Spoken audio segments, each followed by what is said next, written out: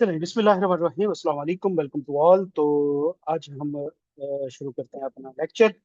और last lecture में हम क्या कर रहे थे? अच्छा, किसी का लास्ट लेक्चर से रिगार्डिंग कोई क्वेश्चन?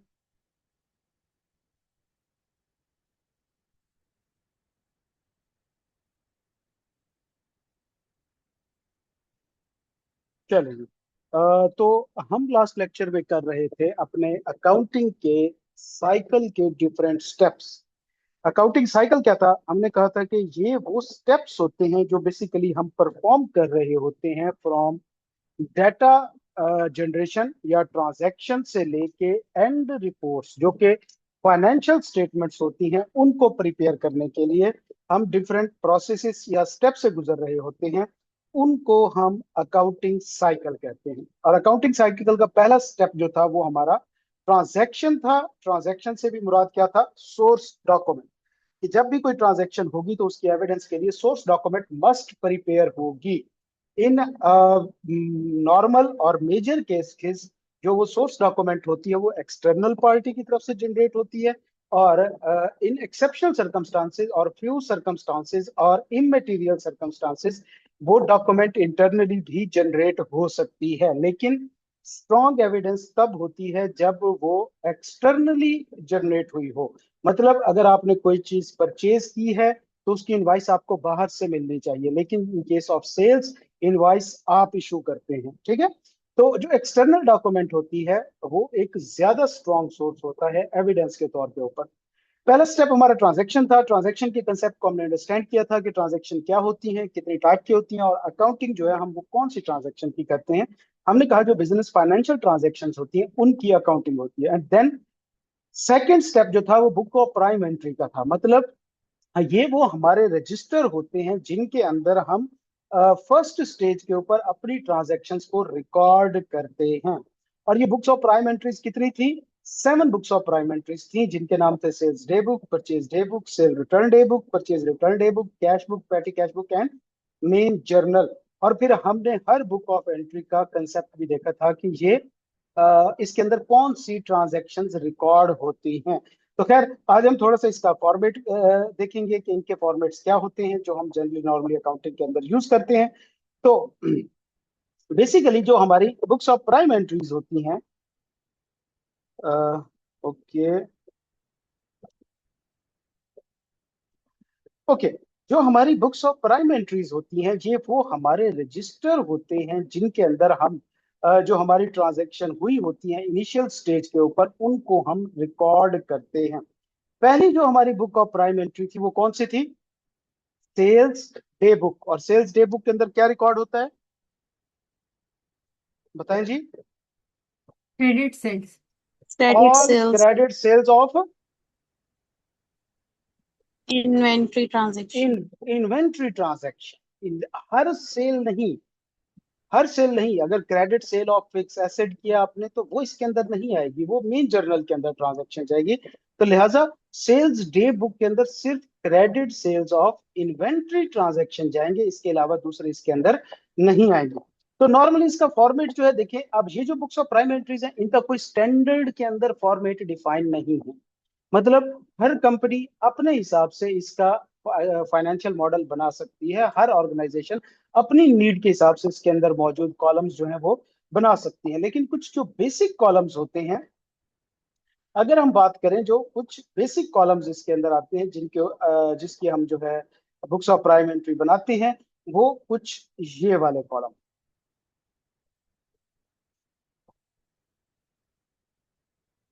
ये कॉलम्स, मतलब ये हमारी सेल्स डे बुक के कॉलम होते हैं। मतलब सीरियल नंबर, डेट, उसके बाद कस्टमर्स, उसका नाम, जिस कस्टमर के साथ आपकी ट्रांजैक्शन हुई है, टाइप आप उस लिख सकते हैं, कस्टमर की कोई भी टाइप हो सकती है। डॉक्यूमेंट नंबर मस्ट होता है, इनवाइस नंबर कौन सी इनवाइस नंबर है, क्वांटिटी उसको कितनी गई है, वैल्यू क्या है, पर यूनिट प्राइस क्या है या इसको हम प्राइस कर लेते हैं। और उसके बाद अमाउंट, कि उसकी कितनी अमाउंट बनती है, इसको हम कहते हैं। ये हमारा एक सेल्स डे बुक का फॉर्मेट होता है जिसके अंदर हम तमाम क्रेडिट सेल्स की इन्वेंट्री, जो हमारी इन्वेंट्री हो रही होती है, सेल्स रिकॉर्ड हो रही होती है, वो इसके अंदर हम लिख रहे होते हैं। ठीक है। जैसे for example sales to mister Ali of ₹300,000 on credit dated 3 July 2026। ये एक हमारी ट्रांजैक्शन है, ठीक हो गया। इस ट्रांजैक्शन को अब हमने लिखना है अपनी बुक्स ऑफ प्राइम एंट्री के अंदर। Serial number 1, date 3 July 2026, customer कौन सा था, मिस्टर अली। टाइप छोड़ दें इसकी, डॉक्यूमेंट नंबर, इनवॉइस नंबर हम लिख लेते हैं कोई, ये इनवॉइस नंबर था उसका जिसकी हमने ये सेल की थी। उसके बाद क्वांटिटी हम लिख लेते हैं 100, और प्राइस पर यूनिट 3000। तो ये हमारी 300,000 की इसकी टोटल अमाउंट निकल आई। ये एक सेल हमारी जो इन्वेंट्री थी उसकी ट्रांजैक्शन को हमने इसके अंदर रिकॉर्ड किया। लेकिन आप जरा देखें इस बुक के अंदर यहाँ पे डिस्क्रिप्शन का कॉलम नहीं आ रहा। होना चाहिए कि नहीं होना चाहिए, मुझे बताएं जरा। क्या डिस्क्रिप्शन के कॉलम की जरूरत है कि नहीं है यहाँ पे? हम्म।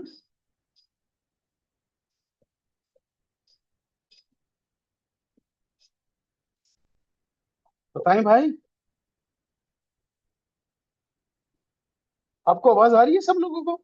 पहले मुझे ये पहले क्लियर कर दें। शिकिल साहब आप माइक ही ले लें, माशाल्लाह आप ठीक इंगेज होते हैं चीजों के अंदर। माइक ले लेंगे तो वो ज्यादा बेहतर होगा अगर माइक रेंज हो जाए आपका तो। अ, अच्छा जी, क्या यहाँ पे डिस्क्रिप्शन का कॉलम होना चाहिए कि नहीं होना चाहिए? लेट्स अज्यूम मैं यहाँ पे कॉलम ऐड कर देता हूँ डिस्क्रिप्शन का।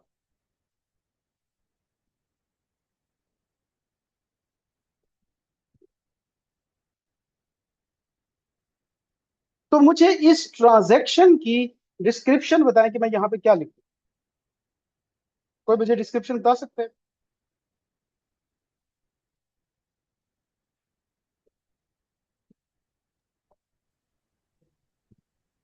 हाँ जी।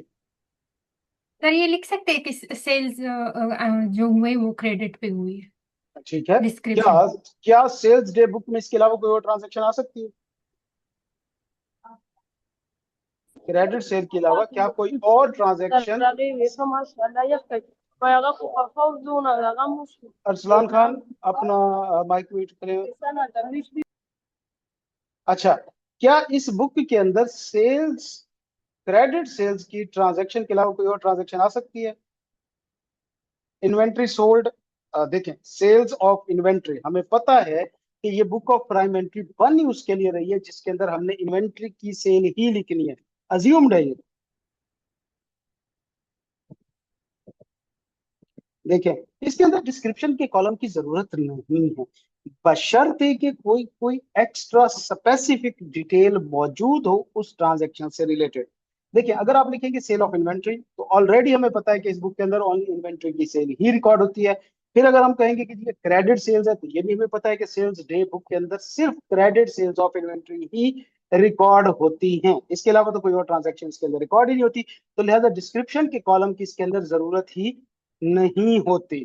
ठीक है, आपने काम को जितना एफिशिएंट हो सकता है वो रखना है, काम को एक्सपेंड नहीं करना। कुछ चीजें इंप्लाइड है तो हमें उसकी जरूरत ही नहीं है। तो लिहाजा देखें आप, फिर मैंने कहा कि ये जो फॉर्मेट है ये स्टैंडर्ड नहीं है, ये बेस्ट प्रैक्टिसेस हैं। आप अपनी जरूरत के हिसाब से फॉर्मेट को चेंज कर सकते हैं। अगर आपको नीड हो कि इसके अंदर डिस्क्रिप्शन लिखने की जरूरत है तो आप इसके अंदर डिस्क्रिप्शन का कॉलम ऐड करेंगे, लेकिन फॉर द टाइम बीइंग कोई जरूरत नहीं है इसके अंदर डिस्क्रिप्शन लिखने की। आप ट्रांजैक्शन देखें, यहाँ से सारी इंफॉर्मेशन आपको एज इट इज मिल रही है। तो ये हमारी बुक्स ऑफ प्राइम एंट्री कौन सी कहलाती है?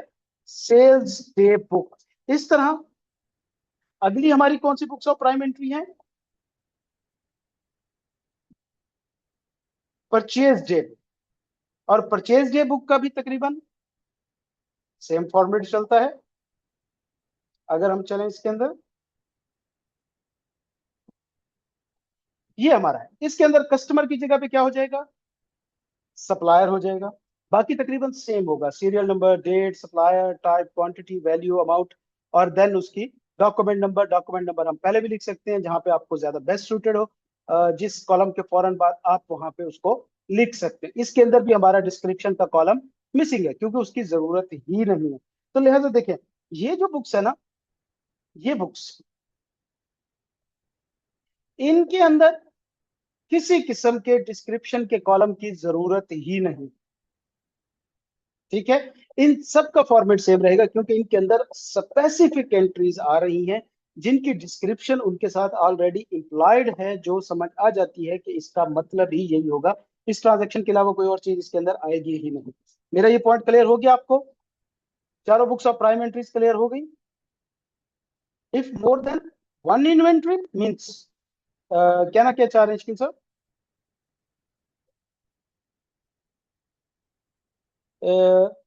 if more than one entity, then how it is identified which are sold?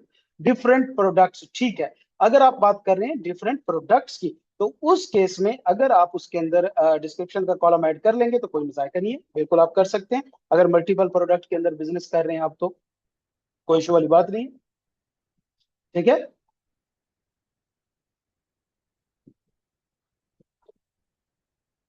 और क्वेश्चन?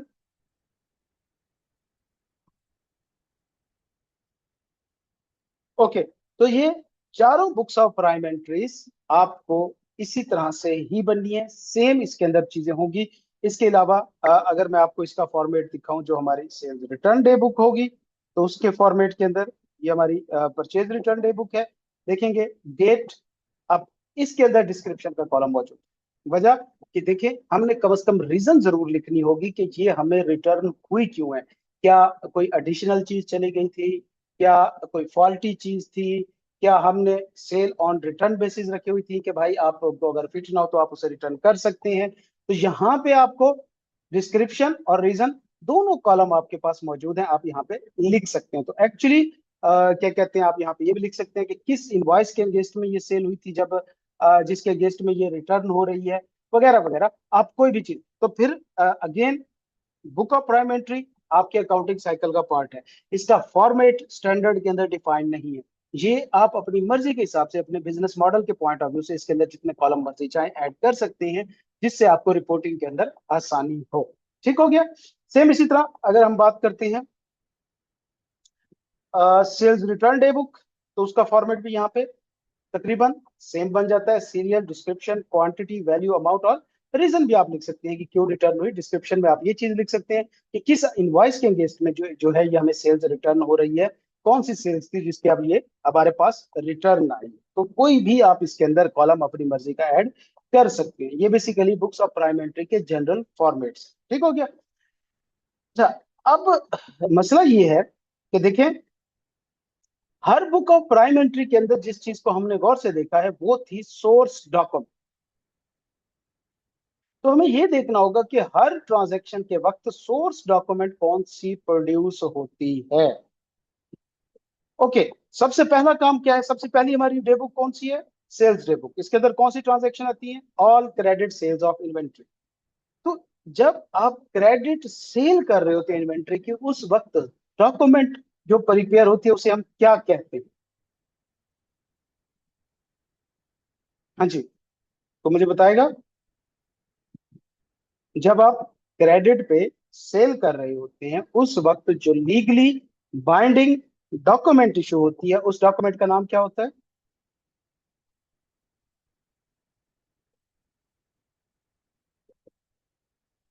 खामोशी।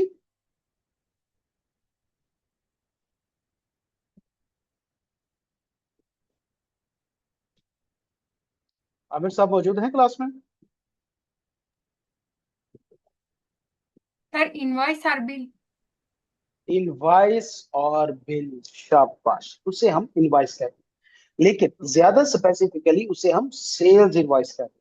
ठीक है, अच्छा, लेकिन जो सेल्स होती है, इसका प्रोसेस क्या होता है? सेल या परचेज का प्रोसेस, कौन कौन से स्टेप्स इन्वॉल्व होते हैं, या कौन कौन सी डॉक्यूमेंटेशन इसके अंदर इन्वॉल्व होती है? क्या सेल्स या परचेज के प्रोसेस में एक ही डॉक्यूमेंट इशू होती है, सेल इनवॉइस या परचेज इनवॉइस? हाँ जी, क्या ख्याल है आपका इस पे? बताएं यार, मैंने थोड़ा सा एक्सप्लेन करना है आपको, बोले हाँ या ना ही कम से कम कर दें। सर हाँ मुझे जी। ये नहीं पता। सर असल में देखें, मेरा अच्छी बात बैकग्राउंड है। है नहीं तो मुझे नहीं ठीक पता। है ठीक है, कोई इशू नहीं है, जबरदस्त, आप फिर भी बता रहे हैं। अच्छी बात है, बाकी अवाम क्यों खामोश है भाई?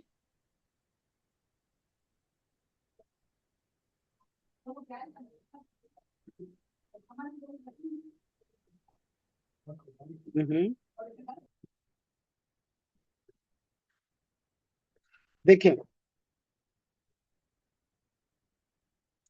Requisition, sale order, GD, invoices, payment, जबरदस्त शेखर साहब, जबरदस्त। देखें, एक जो सेल या परचेज होती है ना, ये नॉर्मली दो तरह की होती है। एक होती है हमारी छोटी मोटी अमाउंट, नॉर्मली इमटेरियल अमाउंट की, जिसको हम कोई एक दो चीजें चाहिए विद 1000, 2000, 100, 500, ये तो इस तरह की चीज होती है कि हम शॉप पे जाते हैं, उसे कहते हैं कि भाई ये चीज हमें दे दे, वो हमें दे देता है, हम उसके पैसे देते हैं और उसके दरमियान में सिर्फ एक ही डॉक्यूमेंट जनरेट होता है जिसको हम कहते हैं इनवॉइस। और ये चीज ठीक भी है, इसमें कोई और इशू भी नहीं है। लेकिन मसला ये आता है कि देखें, जब आप कोई चीज खरीदने जाते हैं तो आप नेचुरल पर्सन है, आपका अपना पैसा होता है, आप उसके ऊपर प्रॉपर विजिलेंट होकर ट्रांजैक्शन कर रहे होते हैं, बार्गेन कर रहे होते हैं, प्रॉपर चीजों को स्क्रूटिनाइज करके फिर ही आप परचेज कर रहे होते हैं। लेकिन जो बिजनेस होता है, business is not a natural person. तो बिजनेस जो है वो ये प्रोसेसेस खुद फॉलो नहीं कर सकता। मतलब हम कहें कि जनाब जी ये चीज बिजनेस ने खरीदी है, तो इट डजंट मीन कि बिजनेस खुद आके खरीद के गया, ऑफ कोर्स कोई ना कोई बंदा गया होगा खरीदने। अब जाहिर सी बात है कि जब भी कोई चीज बिजनेस खरीदता है या बेचता है तो ये काम उसके एम्प्लॉयज कर रहे होते हैं, और जो पैसा यूज हो रहा होता है वो एम्प्लॉयज का अपना नहीं होता, वो होता है बिजनेस का पैसा। तो बिजनेस या तो एक तरीका ये है कि वो खुद जाके चीजें खरीदे या सेल करे, ताकि इस चीज को वेरीफाई करे कि प्राइसेस जो है वो ठीक है, सब कुछ ठीक है। लेकिन बिजनेस क्योंकि कोई नेचुरल पर्सन नहीं है तो वो खुद नहीं जा सकता। अब होता क्या है कि बिजनेस इसके लिए पॉलिसीज बना देता होता है कि जब भी आप कोई ट्रांजैक्शन करेंगे तो आप इन पॉलिसीज को, इन स्टेप्स को फॉलो करेंगे, ताकि ये मेक श्योर हो सके कि आपने कोई भी जो ट्रांजैक्शन की है वो विद ड्यू ऑनेस्टी की है, उसके अंदर किसी किस्म की कोई आपकी पर्सनल फेवर शामिल नहीं है, या किसी को आपने जो है अपनी मर्जी के हिसाब से चीजें या अपनी मर्जी के हिसाब से ऑर्डर नहीं प्लेस किए। तो फिर बिजनेस उसके लिए डिफरेंट पॉलिसीज बनाता है। सेम इसी तरह अगर बिजनेस के अंदर ये जो परचेज की ट्रांजैक्शन होती है और नॉर्मली रेगुलर होती है और बड़ी अमाउंट्स की होती है, उसमें ऐसा नहीं होता कि आप किसी एक सप्लायर को फोन करते हैं और उसे कहते हैं कि जनाब क्या कहते हैं, अब मुझे ये चीज चाहिए, आप भेज दो। ठीक है, ऐसा नहीं होता। ऐसा तो हो सकता है कि आप अपनी मर्जी के किसी सप्लायर के साथ अमाउंट फिक्स करें और उसकी जो है वो आप उससे चीजें खरीदना शुरू करें, आपका अपना कमीशन होगा। लेकिन अब इसके लिए पूरा एक साइकिल यूज होता है जिसको हम कहते हैं purchase cycle. Purchase cycle use होता है। इसी तरह परचेज साइकिल जब हम क्लियर करेंगे तो उसका अपोजिट सेल साइकिल खुद ब खुद बन जाएगा। परचेज साइकिल होता क्या है कि सबसे पहली चीज जब आपने कोई चीज खरीदनी होती है, उसका आपको, अच्छा खरीदता कौन है? चीज खरीदना, बिजनेस के अंदर चीज को परचेज करना किसकी रिस्पॉन्सिबिलिटी होती है? अकाउंट्स डिपार्टमेंट की होती है या किसी और डिपार्टमेंट की होती है? बताएं जी।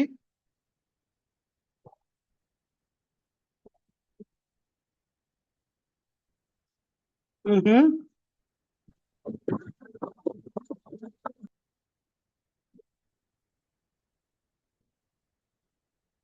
प्रोडक्शन डिपार्टमेंट नहीं शिकल साहब, प्रोडक्शन डिपार्टमेंट का काम चीजें बनाना है, चीजें खरीदना नहीं।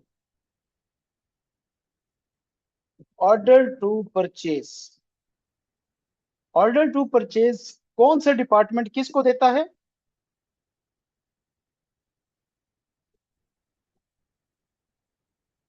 हम्म।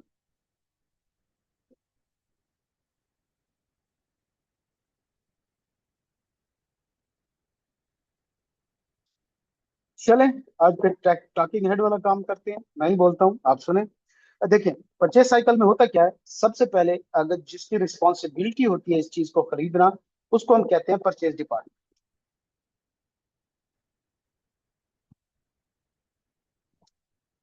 अब परचेज डिपार्टमेंट का काम होता है किसी चीज को खरीदना, लेकिन ऐसा नहीं होता कि परचेज डिपार्टमेंट वाले लोग अपने डिपार्टमेंट में बैठे हों और उनको शाबाश, प्रोक्योरमेंट। अच्छा, ऐसा नहीं होता कि वो अपने ऑफिस में बैठे और उनको ख्वाब आ जाए कि हमें ये चीज खरीदनी है। बेसिकली परचेज डिपार्टमेंट को भी कोई डिपार्टमेंट कहता है कि आप ये चीज खरीद के दें, मेरे पास शॉर्ट हो गई है, ठीक है। उस डिपार्टमेंट को हम कहते हैं इन्वेंट्री या स्टॉक, इन्वेंट्री डिपार्टमेंट या स्टोर डिपार्टमेंट। अब इन्वेंट्री डिपार्टमेंट का भी ऐसा काम नहीं होता कि उसको भी बैठे बैठे ख्याल आ जाए कि चीज जो है मैंने खरीद ली। इन्वेंट्री डिपार्टमेंट को भी कोई कहता है कि मुझे चीज चाहिए, तो इन्वेंट्री डिपार्टमेंट जो है उस चीज को देखता है, अगर उसके पास हो तो वो उसे दे देता है, अगर ना हो तो फिर परचेज डिपार्टमेंट को कहता है कि ये मुझे खरीद के दें। तो लिहाजा इन्वेंट्री डिपार्टमेंट को एक्चुअली या तो सेल्स डिपार्टमेंट कहेगा, अगर तो बिजनेस है ट्रेडिंग नेचर का, मतलब आप बनी बनाई चीजें खरीदते हैं और आगे बेच देते हैं, इसको हम कहते हैं ट्रेडिंग बिजनेस।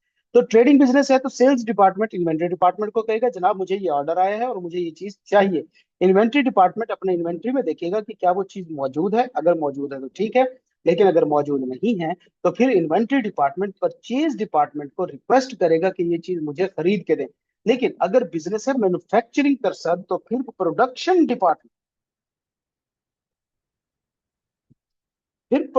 डिपार्टमेंट जो है वो क्या करेगा, इन्वेंट्री डिपार्टमेंट को कहेगा, स्टॉक जहां पे रॉ मटेरियल वगैरह पड़े हुए हैं, कि आप जनाब ये जो चीज है मुझे चाहिए, मैंने ये कोई और चीज से प्रोडक्शन कर दी है। इन्वेंट्री डिपार्टमेंट देखेगा कि उसके पास चीज पड़ी है तो वो उसको दे देगा, नहीं तो इन्वेंट्री वाला परचेज डिपार्टमेंट को रिक्वेस्ट करेगा कि मुझे ये चीज खरीद के दें। तो एक्चुअली अब ज्यादा पीछे नहीं जाएंगे, सिंपल परचेज डिपार्टमेंट को रिक्वेस्ट आती है इन्वेंट्री डिपार्टमेंट की तरफ से। तो होता क्या है, पहला स्टेप क्या होता है, request from inventory department to purchase department. तो इन्वेंट्री डिपार्टमेंट क्या करता है, परचेज डिपार्टमेंट को रिक्वेस्ट करता है कि जनाब आपको मुझे ये चीज खरीद के देनी है। और ये ऐसा नहीं होता कि उसको वो वर्बली कहता है, बाकायदा एक डॉक्यूमेंट के ऊपर लिख के दिया जाता है, जिसको हम क्या कहते हैं, purchase requisition. Purchase requisition source document इस पे तैयार होती है, लेकिन ये जो परचेज या रेक्विजिशन होती है actually it's not a financial transaction document. Transaction तो हुई है लेकिन फाइनेंशियल ट्रांजैक्शन डॉक्यूमेंट नहीं है, तो इसकी अकाउंटिंग भी नहीं होगी और ये कोई लीगली बाइंडिंग डॉक्यूमेंट भी नहीं है, मतलब इसकी कोई लीगल वैल्यू नहीं होती कि कल इसकी बेस के ऊपर कोई केस हो जाए, ठीक है। ये जस्ट एक रिक्वेस्ट होती है परचेज डिपार्टमेंट को। फिर उसके बाद परचेज डिपार्टमेंट तक जब रिक्वेस्ट आती है तो फिर परचेज डिपार्टमेंट ऐसा नहीं होता कि किसी शॉप के ऊपर कॉल करके किसी सप्लायर को कहे कि जनाब आप मुझे ये चीज भेज दें, बल्कि वो क्या करता है, मल्टीपल सप्लायर से कोटेशंस डिमांड करता है। Purchase department asks for quotation from multiple supplier. तो इस केस में जो सोर्स डॉक्यूमेंट होती है उसको हम क्या कहते हैं, रिक्वेस्ट फॉर कोटेशन, ठीक है। तो ये भी कोई फाइनेंशियल डॉक्यूमेंट नहीं है, ये भी लीगली बाइंडिंग डॉक्यूमेंट नहीं है, लेकिन प्रैक्टिकली ये डॉक्यूमेंट्स यूज हो रही होनी है, आपको पता होनी चाहिए। उसके बाद क्या होता है, जो सप्लायर्स होते हैं, suppliers sends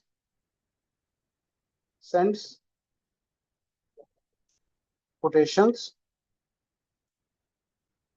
to purchase departments,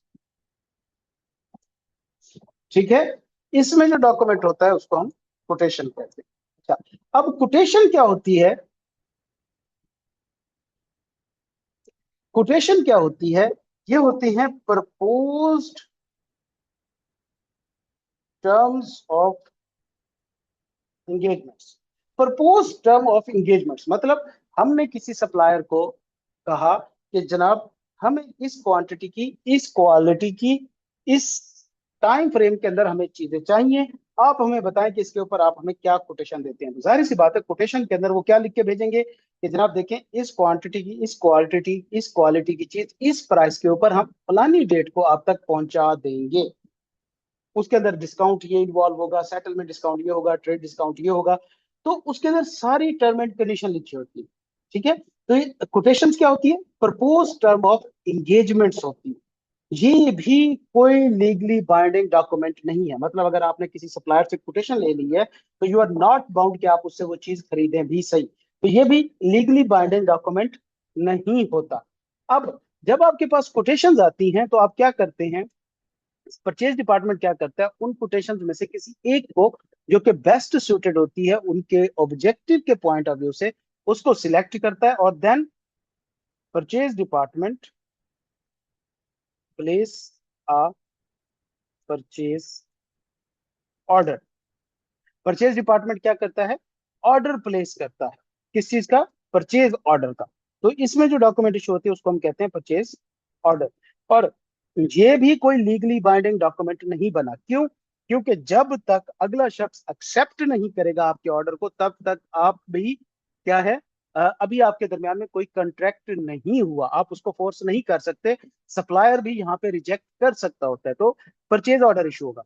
अच्छा, जब परचेज ऑर्डर इशू हो जाता है तो फिर सप्लायर आपको कंफर्म करता है कि जी ठीक है, इस डेट को मैं आपको इस क्वांटिटी और क्वालिटी की चीजें जो उसने अपनी कोटेशन में लिख के भेजी होती हैं मैं आपको डिलीवर कर दूंगा। ठीक है। उसके बाद परचेज जो सप्लायर होता है वो एक्चुअली चीजें प्रिपेयर करता है। और फिर जब चीजें प्रिपेयर हो जाती हैं तो जिस दिन उसने वो चीजें डिलीवर करनी होती हैं और उसके ऑफिस से निकलने वाली होती हैं चीजें, at the time of dispatch, at the time of dispatch, जैसे ही सप्लायर के बिजनेस में से चीजें सप्लायर आपको भेजने वाला होता है वो आपको एक डॉक्यूमेंट भेजता है, एक क्या कहते हैं, इंटीमेशन भेजता है कि चीजें जो हैं वो मेरी प्रीमिसेस से निकल चुकी हैं। आप उसकी डिलीवरी एक्सेप्ट करने के लिए आप इस टाइम के ऊपर मौजूद हो ताकि मेरा जो पार्ट है कंट्रैक्ट का उसको मैं परफॉर्म कर सकूं। तो at the time of dispatch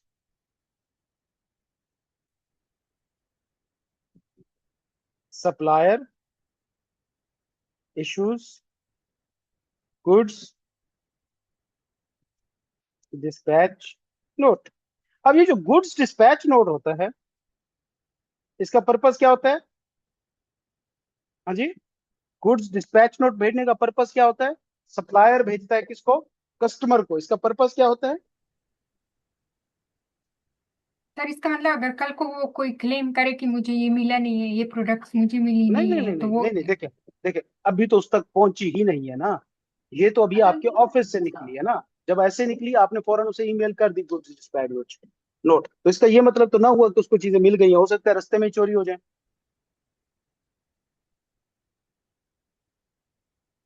तो उसको ये कंफर्म करने के लिए कि आप मतलब इस चीज के लिए रेडी हो जाए। रेडी हो जाएं। देखें होता क्या है, बेसिकली जब भी आप कोई सेल या परचेज करते हैं there is a contract between supplier and customer. और कंट्रैक्ट का क्या मतलब होता है कि दोनों पार्टीज ने अपने अपने हिस्से का पार्ट परफॉर्म करना होता है और हर पार्टी दूसरे को फैसिलिटेट करेगी उसका पार्ट परफॉर्म करने के लिए। ठीक है। जैसे फॉर यस। एग्जांपल आपने किसी के साथ एग्रीमेंट किया, कॉन्ट्रैक्ट किया कि मैं आपसे गाड़ी खरीदूंगा।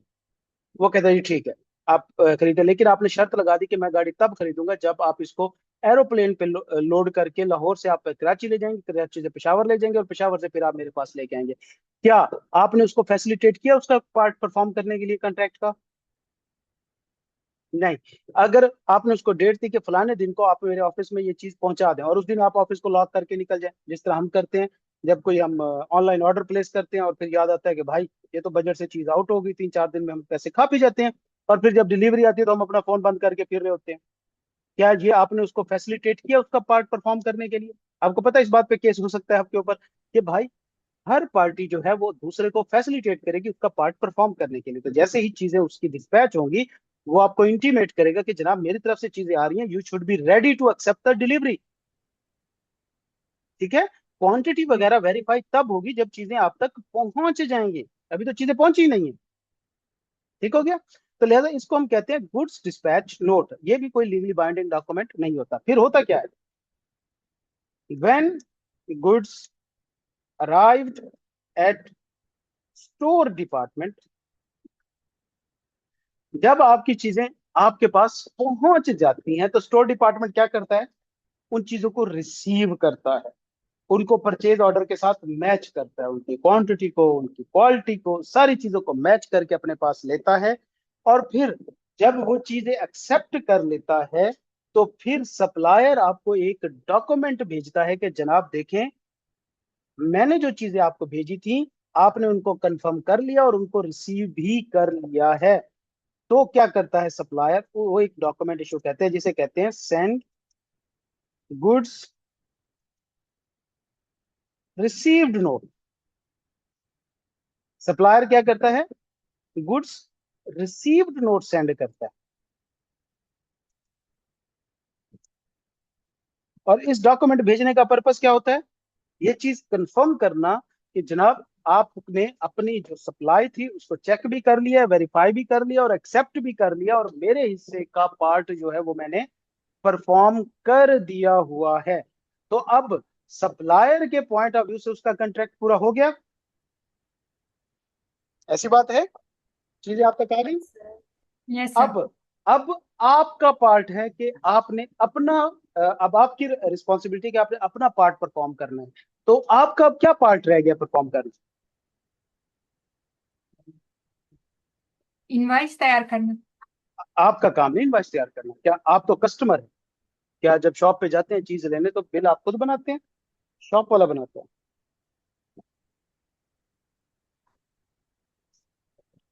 जब आप चीजें खरीदते हैं तो आपको इनवाइस रिसीव होती है, तो ऑफ कोर्स अब अगला काम है आपने पेमेंट देना। और आपसे सप्लायर पेमेंट डिमांड करता है। To demand payment, supplier sends purchase invoice. क्या होता है, जब सप्लायर आपको चीजें भेज देता है तो उसके बाद पेमेंट डिमांड करने के लिए, जी शाबाश, पेमेंट डिमांड करने के लिए आपको वो जो डॉक्यूमेंट भेजता है उसको हम परचेज इनवॉइस कहते हैं। परचेज इनवॉइस इस चीज को कंफर्म करती है कि पीछे वाले तमाम स्टेप्स जो थे परचेज के वो प्रॉपरली कंप्लीट हुए हैं और आपने चीजें रिसीव करके गुड्स रिसीव नोट रिसीव कर लिया हुआ है। तो अब लायबल टू पे हो चुके हैं, और लायबल टू पे करने के लिए वो आपको जो डॉक्यूमेंट इशू करता है उसको हम परचेज इनवॉइस कहते हैं। और ये लीगली बाइंडिंग, और ठीक है बस पहले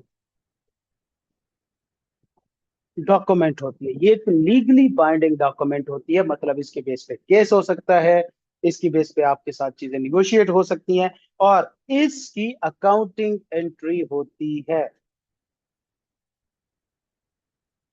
ठीक है, आप किसी भी बिजनेस में जाएंगे ये सारी डॉक्यूमेंट्स इशू हो रही होती हैं, नेवरदलेस तकरीबन सारी। तो आपको ये ऑलरेडी पता होना चाहिए कि कौन कौन सी डॉक्यूमेंट जस्ट आपके मेमोरेंडम रिकॉर्ड का पार्ट है और कौन सी डॉक्यूमेंट्स आपके अकाउंटिंग रिकॉर्ड का पार्ट है। तो परचेज साइकिल आप सबको क्लियर हुआ है। Yes, sir. और इसका वाइस वर्सा करेंगे तो ये सेल साइकिल बन जाएगा कि मतलब आप क्या कहते हैं, कस्टमर हैं, सॉरी आप सप्लायर हैं, आपको कोटेशन आती है, आप उसके बदले में उसको जो है वो क्या कहते हैं, कि आप कोटेशन भेजते हैं, आपको रिक्वेस्ट आती है कोटेशन की, आप कोटेशन भेजते हैं, फिर आपको ऑर्डर आता है, आप चीजें सेल करते हैं, और फिर जब सेल करते हैं तो आप इनवाइस इशू करते हैं। तो आपके जो कस्टमर होता है उसके पॉइंट से वो परचेज इनवाइस होती है, और जो सप्लायर होता है उसके पॉइंट ऑफ व्यू से क्या होती है, वो सेल्स इनवाइस होती है। इनवाइस एक ही होती है। ठीक हो गया। तो एंट्री किस डॉक्यूमेंट की होती है अकाउंटिंग में। हाँ जी, इतनी सारी डॉक्यूमेंट्स में से एंट्री किस डॉक्यूमेंट की होती है accounting record.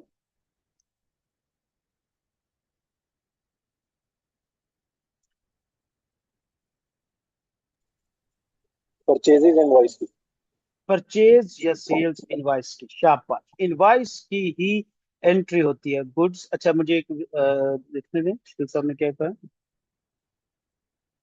Sir when store department receive goods then he should issue GRN, why suppliers and GRN supplied side।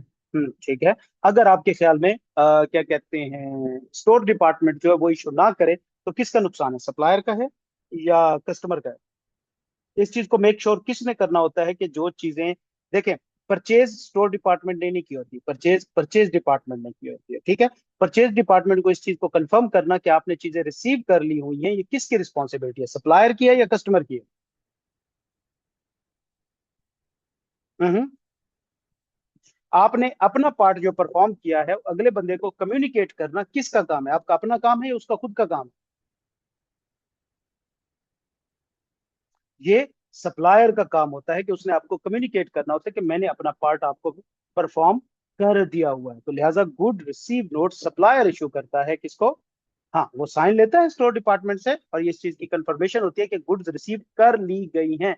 इसका ये मतलब नहीं होता कि मैंने गुड रिसीव कर ली है, इसका मतलब है कि मुझसे गुड रिसीव कर ली हुई हैं। confirmed by customer then he approved on GRM that he received। वो तो जाहिर सी बात है, ऑफ कोर्स आपका जो स्टोर डिपार्टमेंट के बाद बाबा जी बैठे होते हैं वो कंफर्म करते हैं, उसको उसके ऊपर साइन करते हैं। तो स्टोर डिपार्टमेंट हो सकता है और उसका रिस्पॉन्सिबिलिटी भी नहीं है कि वो आपको कंफर्म करे, ये बेसिकली सप्लायर का काम है। चीजें उसकी हैं, उसकी रिस्पॉन्सिबिलिटी है। अगर स्टोर डिपार्टमेंट वाला आपको नहीं भेजता तो नुकसान सप्लायर का है। सप्लायर ने अपने हिस्से का जो कंट्रैक्ट है उसको परफॉर्म किया है, तो उसने मेक श्योर करना है, बाय लॉ मेक श्योर करना है कि वो कम्युनिकेट करे उस शख्स को कि आपने उसका, देखें आइडली लीगली अगर हम देखें तो होना ये चाहिए कि ये चीजें परचेज डिपार्टमेंट को रिसीव करनी चाहिए। क्यों? जो कॉन्ट्रैक्ट हो रहा है देखा जाए तो कंपनी में जो परचेज डिपार्टमेंट है उसका और सप्लायर का हो रहा है, ना कि स्टोर डिपार्टमेंट का हो रहा है। स्टोर डिपार्टमेंट किसी शख्स के बिहाफ पे बैठ के काम कर रहा है, वो परचेज डिपार्टमेंट के बिहाफ पे बैठ के कंफर्म कर रहा है कि जो चीजें ये हमें भेज रहे हैं वो ठीक रिसीव हुई है कि नहीं हुई। तो गुड रिसीव का मतलब इट्स नॉट के रिसीव्ड बाय मी, इट मतलब कि मेरे से रिसीव कर ली गई हैं, रिसीव्ड फ्रॉम मी, और उसको कंफर्म भी कर लिया गया कि ये चीजें रिसीव हो चुकी है। तो ये प्रैक्टिकली भी और लीगली भी हमेशा सप्लायर ही इशू करता है और वो इन्फॉर्म करना होता है उसने परचेज डिपार्टमेंट। ठीक हो गया? ओके। तो जो अकाउंटिंग एंट्री होती है इसमें से किसकी होती है? सिर्फ परचेज इनवाइस की होती है। अच्छा, इसके बाद अब जाहिर सी बात है जब आपने चीजें परचेज कर ली हैं तो हो सकता है उसमें से कुछ चीजें फॉल्टी निकल आए, कुछ चीजें खराब निकल आए, आपके यूज के लिए फिट ना हो, कोई भी उसके अंदर इशू हो सकता होता है। तो हो सकता है कि आप वो चीजें रिटर्न करें, ठीक है। तो इन case of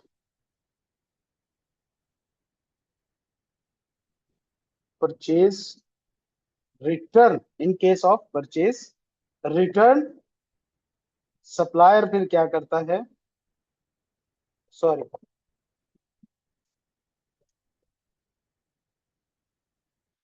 customer will issue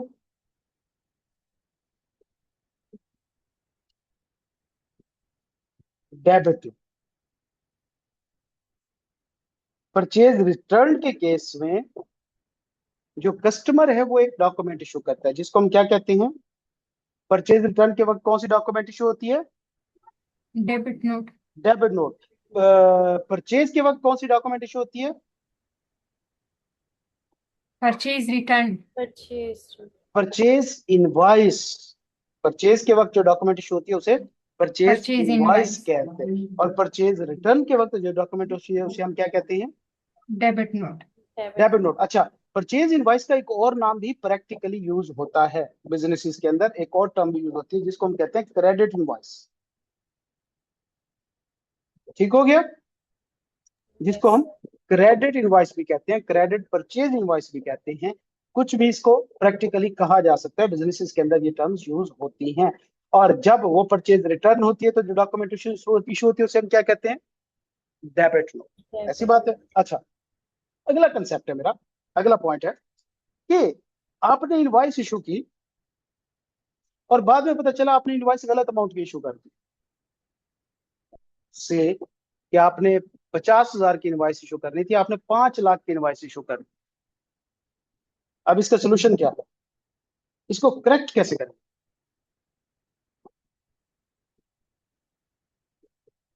हाँ जी, कोई मुझे बताएगा? क्या आप उस इनवाइस को मंगवा के उसके ऊपर कटिंग करके उसे करेक्ट करेंगे या उसकी जगह पे दूसरी इनवाइस इशू करेंगे? सर दूसरी इनवाइस इशू करेंगे। क्या वो एक कटिंग। ट्रांजैक्शन के लिए, मल्टीपल इनवाइसेस इशू हो सकती है? ट्रांजैक्शन तो एक ही हुई है। सर लेकिन इसमें हम वो इशू वाला बताएंगे ना कि इसमें ये इशू है। बिल्कुल है, लेकिन क्या एक ट्रांजैक्शन के लिए मल्टीपल इनवॉइसेस इशू हो सकती हैं?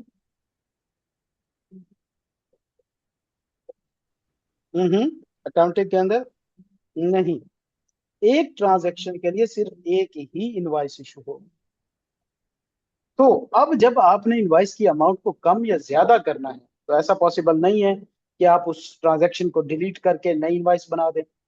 प्रैक्टिकली ऐसा नहीं होता। अकाउंटिंग के अंदर वंस आप चीज एंटर कर दें, वो अटोमिक बन जाती है। मतलब उस ट्रांजैक्शन को आप एडिट, चेंज या डिलीट या अपडेट नहीं कर सकते। अगर आप उसके साथ अंदर कोई करेक्शन कर दिए तो वो आप रेक्टिफाइंग एंट्री और डॉक्यूमेंट्स के साथ कर सकते होते हैं। ओके, तो अब मेरी बात सुन लें। अगर तो एरर की वजह से, इन case of error, amount of invoice is increased, amount of invoice increase हो गई है, तो अब आपको क्या करना है? इसको, इस अमाउंट को कम करना है, ज्यादा करना है? ज्यादा अमाउंट की इनवाइस चली गई है, तो अब आपको क्या करना है? डिक्रीज करना, कम करना। डिक- कम करना है, डिक्रीज करना है। तो डिक्रीज करने के लिए आपको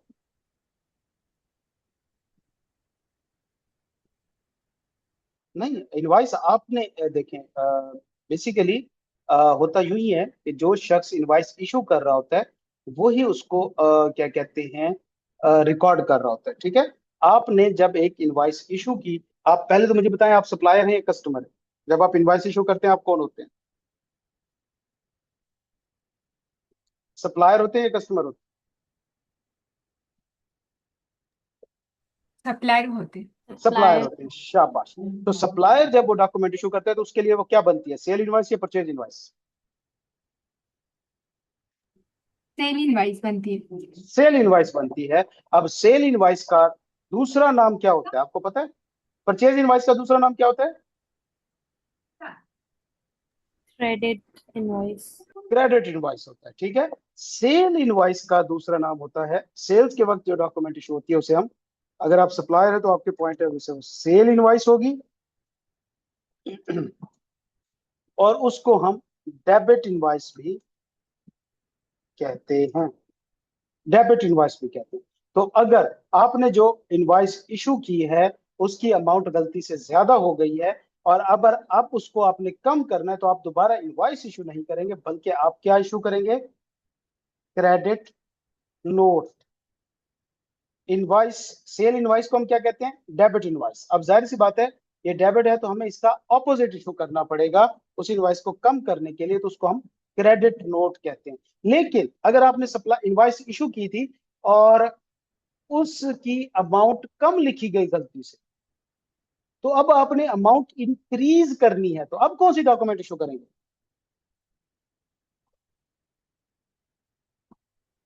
हाँ जी,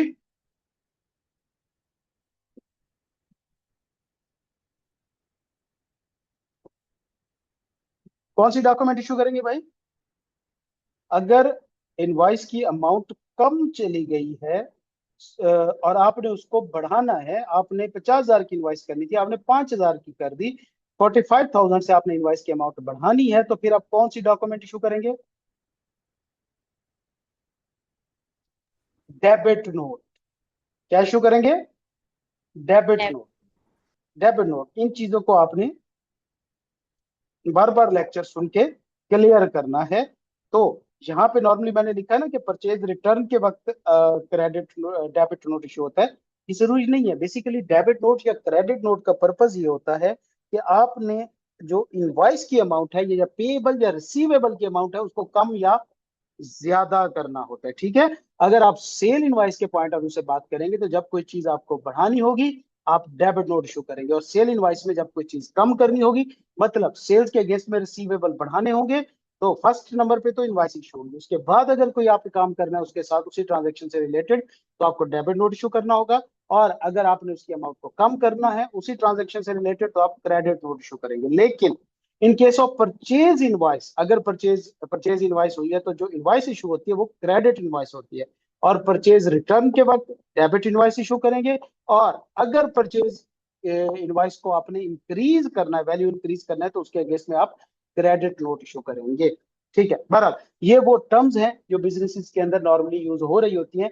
आपको टेक्निकली पता होना चाहिए कि किस डॉक्यूमेंट का पर्पस क्या है, सिवाय इसके कि रट्टा ना लगा लें कि ये सेल रिटर्न में होती है या परचेज रिटर्न में ये डॉक्यूमेंट इशू होती है। नहीं, इन डॉक्यूमेंट का प्राइमरी पर्पस रिसीवेबल को कम या ज्यादा करना होता है। अगर रिसीवेबल कम हो रहे हैं तो क्रेडिट नोट इशू करेंगे, रिसीवेबल ज्यादा हो रहे हैं तो डेबिट नोट इशू करेंगे। अगर पेएबल हैं, परचेजेस हैं, पेएबल हैं, पेएबल कम हो रहे हैं तो डेबिट नोट इशू होगा, और पेएबल बढ़ रहे हैं तो क्रेडिट नोट इशू होगा। वो किसी भी रीजन से हो सकते हैं, हो सकता है एरर की वजह से अमाउंट कम ज्यादा हो रही हो सकता है परचेज रिटर्न की वजह से कम ज्यादा हो रही हो सकता है सेल्स रिटर्न की वजह से, वो हो सकता है ओमिशन की वजह से कोई अमाउंट कम ज्यादा हो रही हो। तो जब भी रिसीवेबल या पेएबल की कोई ना कोई अमाउंट कम या ज्यादा हो रही होगी तो आपको इन डॉक्यूमेंट को इशू करना पड़ेगा। और ये डॉक्यूमेंट ही लीगली बाइंडिंग डॉक्यूमेंट्स होती हैं और इनकी भी एंट्री होती है, अकाउंटिंग एंट्री इनकी भी होती है। समझ आ गई? तो बेसिकली जब आप सेल्स करते हैं किसी भी बिजनेस की, जो मेन ट्रांजेक्शन होती है ना वो होती है सेल परचेज है। मतलब अगर मैं बात कर रहा हूँ अराउंड 80-85% ट्रांजेक्शन होती है सेल परचेज है।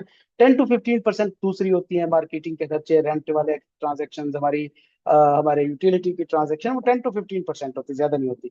ज्यादा ट्रांजेक्शन सेल्स या परचेज की होती है अगर आपका बिजनेस ट्रेडिंग या मैन्युफैक्चरिंग नेचर का है। ठीक हो गया? तो इन केसेस में आपकी जो मेन डॉक्यूमेंट होती हैं वो ये होती हैं, और इनका पर्पज है, इन डॉक्यूमेंट्स का पर्पस अकाउंटिंग के अंदर कुछ भी नहीं होता। ये जस्ट आपके जो है वो मेमोरेंडम रिकॉर्ड का पार्ट होती है कि जनाब जी हाँ ये ट्रांजैक्शन हो रही थी और इनके अंदर हमारा ये काम हो रहे थे, उसकी एविडेंस है कि जनाब हमने ये इस काम को परफॉर्म किया है, ताकि कल को अगर बिजनेस कहता है कि आपने ये ट्रांजैक्शन लेजिटिमेट नहीं किया, आपने मुझे कोई नुकसान पहुंचाने की कोशिश की है, तो आपके पास एक एविडेंस होती है कि नहीं जनाब हमने तमाम पॉलिसीज या स्टेप परफॉर्म किए इस परचेज या सेल को करने के लिए। ठीक हो गया? तो लिहाजा अपनी बुक्स ऑफ प्राइम एंट्रीज में जाते हैं तो हमारी पहली जो 4 बुक्स ऑफ प्राइम एंट्रीज हैं उनके केस में हमारी सोर्स डॉक्यूमेंट्स क्लियर हो गई। सेल्स डे बुक में sales invoice, purchase day book में purchase invoice, sales return day book के अंदर जो डॉक्यूमेंट इशू होगी वो क्रेडिट नोट होगा, और परचेज रिटर्न डे बुक के अंदर जो डॉक्यूमेंट इशू होगी वो हमारा डेबिट नोट कहलाता है। ठीक हो गया? क्लियर है यहां तक? सर अच्छा, अगली जो हमारी बुक ऑफ एंट्री है ना, ये कैश बुक होती है। और नॉर्मली ये एक होती है या दो भी हो सकती है, मतलब कैश बुक या बैंक बुक। कुछ बिजनेसेस क्या करते हैं, एक ही बुक बना लेते हैं, कैश का भी रिकॉर्ड उसी के अंदर रखते हैं, बैंक का भी उसी के अंदर रखते हैं। क्यों? जो बिजनेसेस होते हैं नॉर्मली उनको पैटी कैश के अलावा कोई भी ट्रांजेक्शन कैश के अंदर करना अलाउड नहीं होता। तो उनका सिंपल यही काम होता है कि जो भी उन्हें कैश रिसीव हो रहा होता है उन्होंने एट टाइम उसको बिजनेस में जमा कराना होता है, और जितने भी एक्सपेंस करने होते हैं उनकी लिमिट्स है कि 25,000 या 200,000 पूरे साल की ट्रांजेक्शन, 25,000 सिंगल ट्रांजेक्शन, इससे ऊपर कोई अगर ट्रांजेक्शन हो रही है तो वो कैश के अंदर कर ही नहीं सकते। लेकिन कुछ बिजनेसेस की कैश के अंदर ट्रांजेक्शन बहुत ज्यादा होती हैं, तो लिहाजा वो कैश बुक अलहदा बनाते हैं और बैंक बुक, कैश बुक अलहदा बनाते हैं और बैंक बुक अलहदा बनाते हैं। ठीक है? इस केस में ये आपकी बुक्स ऑफ प्राइम एंट्री 7 के बजाय 8 हो जाएगी। ठीक है? और कैश बुक या बैंक बुक का जो फॉर्मेट होता है वो थोड़ा सा डिफरेंट होता है इन 4 बुक्स ऑफ प्राइम एंट्रीज। लेकिन कैश ट्रांजैक्शन की केस में कौन सी डॉक्यूमेंट, सोर्स डॉक्यूमेंट कौन सी इशू होती है कैश ट्रांजैक्शन की केस में?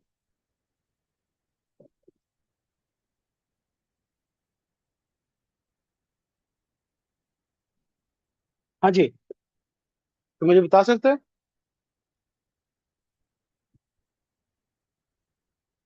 कैश ट्रांजैक्शन की केस में सोर्स डॉक्यूमेंट कौन सा होता है?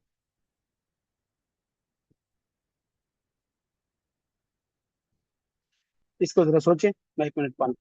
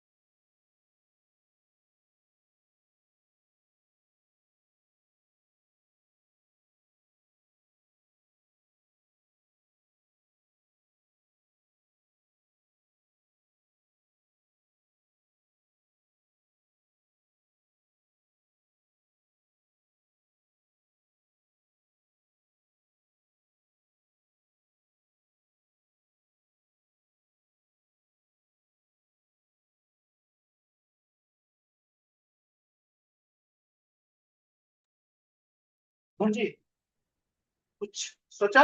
कैश ट्रांजैक्शन के केस में कौन सी डॉक्यूमेंट इशू होती है? सोर्स डॉक्यूमेंट क्या होती है?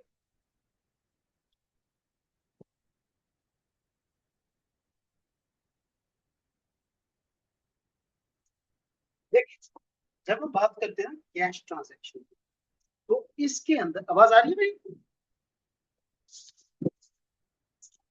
हाँ जी, आवाज आ रही है? यस सर, आ रही है। अच्छा, जब हम कैश ट्रांजैक्शन की बात करते हैं तो इसका मतलब ये नहीं होता कि वो किसी एक टाइप की ट्रांजैक्शन, वो मल्टीपल ट्रांजैक्शन हो सकती है कैश की। क्यों? हमने कहा है कि जो कैश बुक होती है उसके अंदर कौन सी ट्रांजैक्शन आती हैं? कैश बुक के अंदर कौन सी ट्रांजैक्शन आती हैं? देख के बता दे भाई।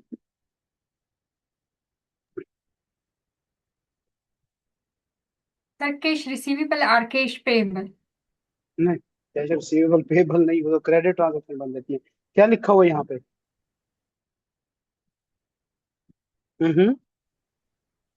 Cash Cash. Book, all cash transaction, all, मतलब इसके अंदर कैश सेल की भी ट्रांजैक्शन होंगी, कैश परचेज की भी ट्रांजैक्शन होगी, कैश एक्सपेंसेस की भी सारी ट्रांजैक्शन होंगी, कैश एक्सपेंडिचर्स की भी सारी ट्रांजैक्शन होंगी। मतलब आपने किसी को सैलरी पे की कैश के अंदर तो वो भी इसी के अंदर रिकॉर्ड होगी। आपने बिजली का बिल पे किया कैश में, या कैश से मुराद कैश या बैंक दोनों ही होते हैं, ठीक है। बैंक से भी पे करें तो यही चीज कैश कंसिडर होता है वो भी।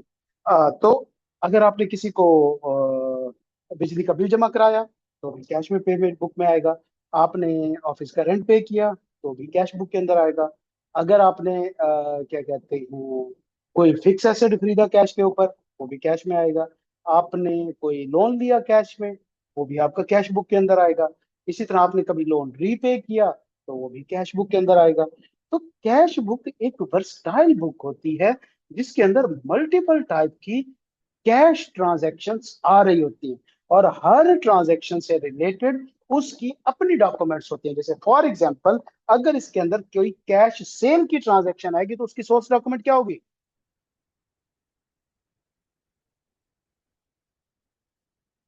हाँ जी, कैश सेल ट्रांजैक्शन की सोर्स डॉक्यूमेंट क्या होगी?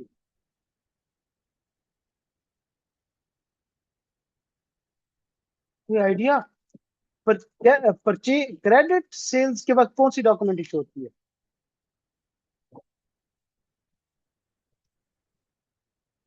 हम्म। क्रेडिट सेल के वक्त कौन सी सोर्स डॉक्यूमेंट इशू होती है भाई?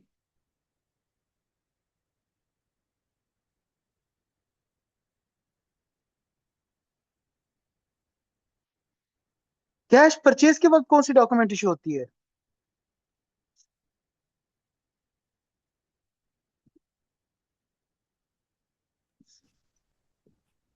यार देखें, अगर सेल हो या परचेज, इट डजेंट मैटर कि वो कैश में हुई है या क्रेडिट में हुई है, डॉक्यूमेंट सेम इशू होगी। और वो क्या होती है?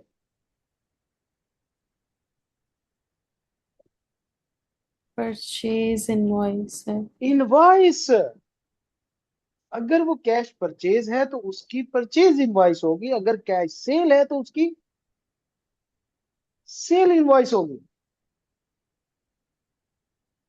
इसी तरह अगर कैश सेल रिटर्न की कोई ट्रांजैक्शन है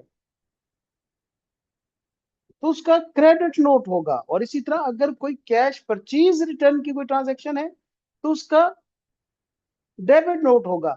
इसी तरह अगर कोई आपने कैश के ऊपर सैलरी पे की है तो उसकी पेरोल शीट होती है। अगर आपने कोई बिजली का बिल पे किया है कैश के ऊपर तो उसका इलेक्ट्रिसिटी बिल उसकी एविडेंस होता है। अगर आपने रेंट पे किया है तो जो उसकी रिसीविंग होती है रेंट की, वो उसकी सोर्स डॉक्यूमेंट होती है। अगर आपने कोई ऐसा खर्चा किया है जिसमें सोर्स डॉक्यूमेंट नहीं है तो उसमें वॉचर्स इशू होते हैं, उसमें बिल्स इशू होते हैं। तो हर ट्रांजैक्शन से रिलेटेड जो रेलिवेंट डॉक्यूमेंट होती हैं वो सारी की सारी इशू हो रही होती है, ठीक है। परचेज डे बुक में सोर्स डॉक्यूमेंट सिर्फ परचेज इनवॉइस होगी। सेल्स डे बुक में सोर्स डॉक्यूमेंट सिर्फ सेल्स इनवॉइस होगी। सेल्स रिटर्न डे बुक में सोर्स डॉक्यूमेंट सिर्फ क्रेडिट नोट होगा। परचेज रिटर्न डे बुक में सोर्स डॉक्यूमेंट सिर्फ डेबिट नोट होगा। लेकिन जब हम बात करेंगे कैश बुक की या बैंक बुक की, तो उसके अंदर जो ट्रांजैक्शन की नेचर होगी उससे रिलेटेड जो डॉक्यूमेंट होगी वो होगी। अगर वो सेल है कैश की तो उसकी इनवॉइस होगी, अगर वो परचेज है तो उसकी परचेज इनवॉइस होगी। समझ आ गई बात? तो कैश बुक के अंदर जो सोर्स डॉक्यूमेंट होती है वो मल्टीपल टाइप्स की सोर्स डॉक्यूमेंट होती है, डिपेंड करती है ट्रांजैक्शन के ऊपर। उसके बाद होती है वो बुक्स ऑफ प्राइम एंट्री होती है, वो हमारी होती है पेटी कैश, मतलब जो छोटी मोटी ट्रांजेक्शन्स के लिए हमने अपने पास रखे होते हैं। इंटरटेनमेंट एक्सपेंस हैं, कभी कोई छोटी मोटी सप्लाईज मंगवानी पड़ गई, तो इसके केस में जो डॉक्यूमेंट इशू होती हैं वो ज्यादातर इंटरनली जनरेटेड बिल्स होते हैं या वाउचर्स होते हैं। एक्सटर्नली इनवॉइसेस मिल जाए अच्छी बात है, आप कोई चीज खरीद के लाए उसने बिल बना के दे दिया, ठीक है, कोई मसला नहीं है।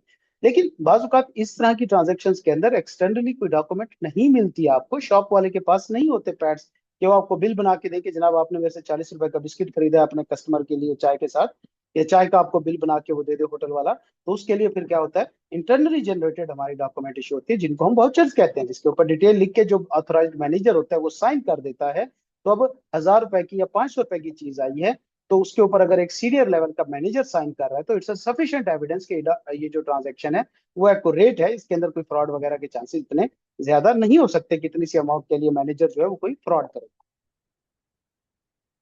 समझ आ गई बात? क्लियर है? Okay sir. ओके।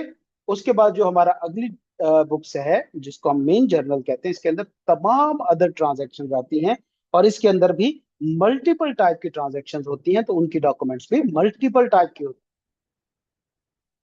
समझ आई? जब आप कोई फिक्स एसेट क्रेडिट के ऊपर परचेज करते हैं तो ऑफकोर्स उसकी इनवॉइस अलग से आती है, वो उसका सोर्स डॉक्यूमेंट होता है, उसका बिल हो सकता है, उसका वाउचर हो सकता है, तो वो उसकी सोर्स डॉक्यूमेंट होती है। तो चार बुक्स ऑफ प्राइम एंट्रीज जो हमारी पहली हैं उनकी सोर्स डॉक्यूमेंट डिफाइंड है कि ये ही होंगी, इसके अलावा नहीं हो सकती। बाकी बुक्स ऑफ प्राइम एंट्रीज के हिसाब अंदर जो उसकी ट्रांजैक्शन की नेचर होती है उससे रेलिवेंट सोर्स डॉक्यूमेंट मौजूद होती है। क्लियर है ये पॉइंट?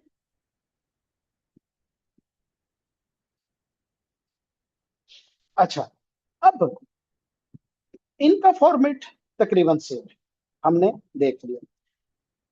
कैश बुक या बैंक बुक का फॉर्मेट थोड़ा सा डिफरेंट हो, इसका फॉर्मेट नॉर्मली रिसीट और पेमेंट होता है, मतलब इस तरह से नहीं होता जिसके अंदर सिंपल हम चीजें इस तरह लिख रहे होते हैं, ऐसा नहीं होता। बल्कि जो हमारी कैश बुक होती है, अगर मैं आपको यहाँ पे दिखाऊं बैंक बुक या कैश बुक,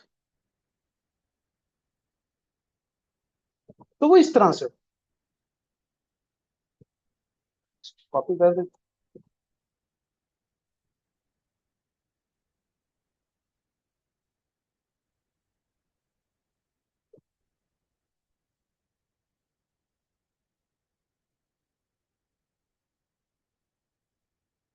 जो हमारी रिसीट बुक होती है, रिसीट साइड होती है वो अलहदा होती है, जो हमारी पेमेंट साइड होती है वो क्या होती है, अलहदा होती है।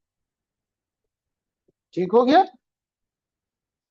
या देखें, फिर मैं आपको यही कहूंगा कि इनके स्टैंडर्ड फॉर्मेट नहीं होते।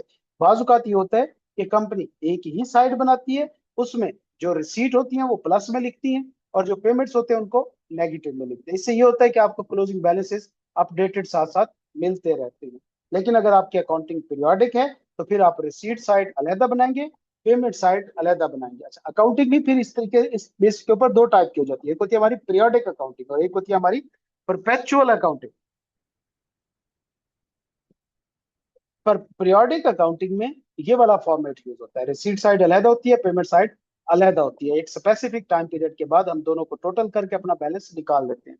लेकिन जो हमारी परपेचुअल अकाउंटिंग होती है उसमें हमें हर ट्रांजेक्शन के बाद अपडेटेड बैलेंस चाहिए होता है, तो हम उसमें प्लस माइनस की फॉर्म में भी लिख रहे होते हैं या डेबिट क्रेडिट की फॉर्म में लिख रहे होते हैं, जिसको हम रनिंग बैलेंस अकाउंट भी कहते हैं। वो परपेचुअल अकाउंटिंग का पार्ट होता है और जब हम बात करते हैं आईटी के अंदर, कि जब हम अकाउंटिंग सिस्टम आईटी के अंदर, गूगल शीट के अंदर या किसी अकाउंटिंग सॉफ्टवेयर के अंदर कार्य होते हैं, तो वहां पे जो कैश बुक होती है वो रनिंग बैलेंस अकाउंट की फॉर्मेट में बन रही होती है, परपेचुअल फॉर्मेट में लेजर्स बन रहे होते हैं, और कैश बुक भी उसी फॉर्मेट में बन रही होती है।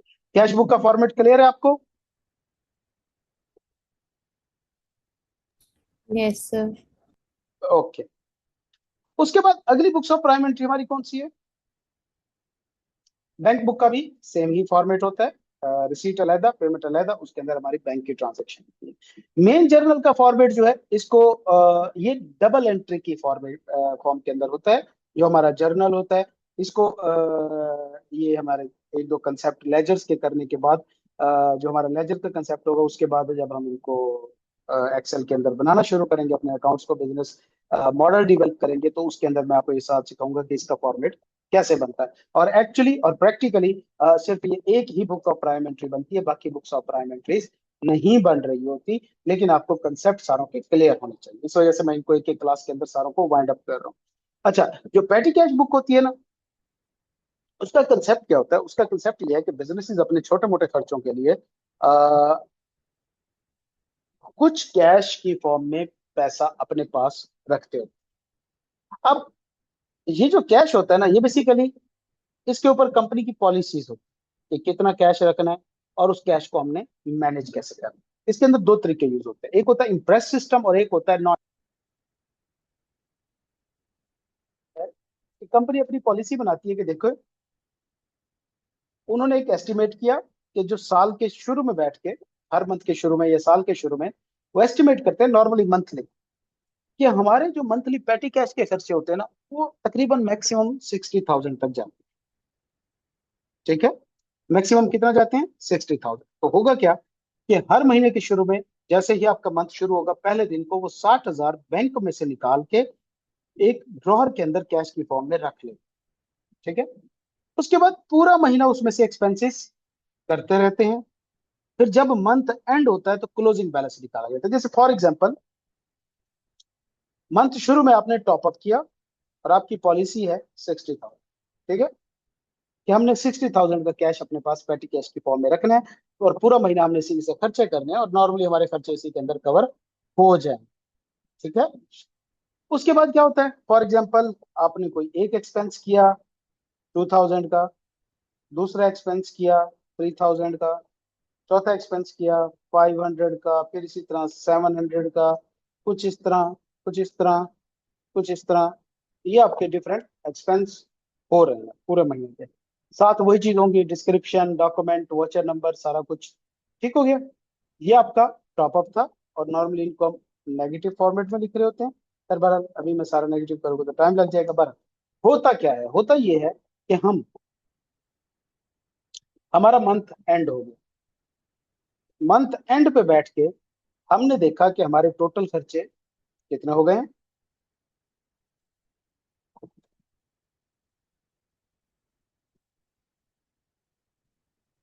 हमारे टोटल खर्चे इतने हो गए, और हमारे पास बैलेंस कितना है? इतना, 42,750। अब जैसे ही आपका दूसरा मंथ शुरू होगा, एट बिगिनिंग फर्स्ट डेट को, कंपनी इसको क्या करेगी? बिजनेस दोबारा से टॉप अप कर देगी, अप टू कितना? कितनी अमाउंट है हमारी पॉलिसी के अंदर? हमने कितनी अमाउंट रखी हुई है? 60,000. 60,000। तो कंपनी क्या करेगी? अब आपके पास पड़ा हुआ कितना है? 42,000। तो कितना इसके अंदर फर्दर ऐड करेगी? ये 60 हो जाए, प्लस जितने आपने एक्सपेंस कर लिए, तो 7,225 कंपनी फर्दर उस महीने के शुरू में इसके अंदर ऐड करके इसके बैलेंस को कहां तक ले जाएगी? 60,000 तक। और फिर पूरा मंथ आप इसमें से एक्सपेंस करते रहेंगे, करते रहेंगे। ये सिस्टम कहलाता है इम्प्रेस्ड सिस्टम। Impressed system. दूसरा होता है नॉन इम्प्रेस सिस्टम। और उसके बाद कंपनी कहती है खर्चे करते रहो, करते रहो, करते रहो, जब ये 60,000 खत्म होगा, तब हम नया 60,000 निकाल के आपको दे देंगे। नया 60,000 हम कंपनी के कैश की ड्रॉअर के अंदर रख देंगे। मतलब इसमें कोई ये नहीं होता कि एक लिमिट होती है कि हर महीने के शुरू में हम इस लिमिट तक लेके जाएंगे, बल्कि ये होता है कि हम 60,000 वंस निकालेंगे, जब तक कि वो कंप्लीटली खत्म नहीं हो जाता हम उसके अंदर मजीद बैलेंस ऐड नहीं करेंगे। जब वो जीरो हो जाएगा फिर हम 60,000 दोबारा निकालेंगे। ये सिस्टम क्या कहलाता है?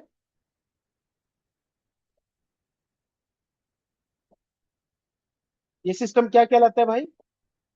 Non impressed system. ठीक हो गया? अच्छा, तो ये हमारी थी बुक्स ऑफ प्राइम एंट्रीज और ये थे उनके फॉर्मेट। अब आपने करना क्या है,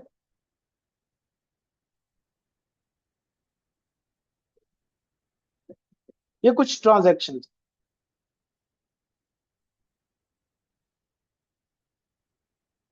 मैं इसको आपकी शीट के अंदर पुट कर रहा हूं।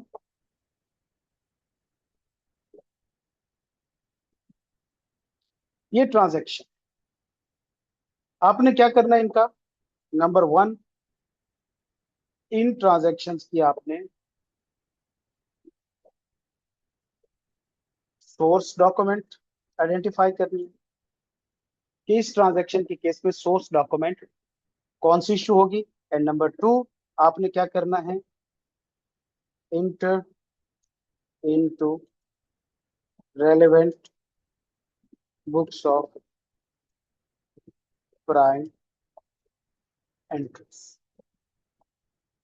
सबसे पहली चीज आपने आइडेंटिफाई करनी है सोर्स डॉक्यूमेंट क्या है, फिर आपने आइडेंटिफाई करना है ये बुक किस बुक ऑफ प्राइम एंट्री में जाएगा, और फिर आपने वो बुक ऑफ प्राइम एंट्री का फॉर्मेट बनाना है और उनके अंदर इन सारी ट्रांजेक्शन को आपने पोस्ट करना है। ये ट्रांजेक्शन आपकी पोस्टेड होनी चाहिए, तो ही हमारा अगला स्टेप जो लेजर्स वाला है वो कंप्लीट होगा। नेक्स्ट लेक्चर हमारा बहुत इंपॉर्टेंट होगा जिसके अंदर हम डबल एंट्री के कंसेप्ट को क्लियर करेंगे, और डबल एंट्री के कंसेप्ट के साथ ही हमारा लेजर का कंसेप्ट जो है वो भी अगली दो क्लासों के अंदर इंशाल्लाह हम उसको डिस्कस करेंगे। उसके ऊपर थोड़ा सा टाइम हो सकता है लग जाए, जिन लोगों का बैकग्राउंड थोड़ा कम है अकाउंटिंग के अंदर उनको इसके ऊपर थोड़ा सा ज्यादा एफर्ट करनी पड़ेगी। तो लिहाजा बुक्स ऑफ प्राइम एंट्रीज और इनकी सोर्स डॉक्यूमेंट आइडेंटिफाई करना ये आपकी असाइनमेंट है कमिंग डेज। इन लेक्चर्स को देखना है, फॉर्मेट्स को देखना है, एक बार गौर से सुनना है। सोर्स डॉक्यूमेंट के ऊपर आपने स्पेशल ध्यान देना है क्योंकि ये आपके लिए प्रैक्टिकली भी इंपॉर्टेंट ही है उतनी जितनी कि ये थ्योरेटिकली इंपॉर्टेंट। ठीक हो गया? यहाँ तक किसी का कोई क्वेश्चन? सर ये सारे ट्रांजेक्शन जो है इसका अलग अलग फॉर्मेट भी बनाना है? जी बिल्कुल, हर ट्रांजैक्शन का अलग नहीं बनेगा, एक फॉर्मेट के अंदर मल्टीपल ट्रांजैक्शन भी हो सकती हैं, ये तो सर ठीक है बनेंगे। सर, थैंक यू इनके सर। अंदर इन ट्रांजैक्शन को आपने प्लेस कर, ठीक है? ये 10 ठीक हैं, है। ये 10 ट्रांजैक्शन है, लेकिन यस सर। थर्सडे जो आपका क्या कहते हैं ये ट्यूसडे होगा या सॉरी मंडे, मंडे को इसके अंदर 10 ट्रांजैक्शन में फर्दर भी ऐड करूंगा, ठीक है? यस सर, ठीक है सर। तो ये 20 थैंक ट्रांजैक्शन आपके साथ। कोई और क्वेश्चन?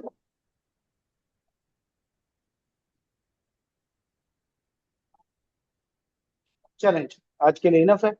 इंशाल्लाह नेक्स्ट क्लास में मिलते हैं। असाइनमेंट करके आइएगा, अगली क्लास बहुत इंपॉर्टेंट है, तमाम लोग कोशिश करें लाइव क्लास के अंदर मौजूद हैं। अल्लाह ताला आप सबको अपनी जमान में रखें। अल्लाह हाफ़िज़।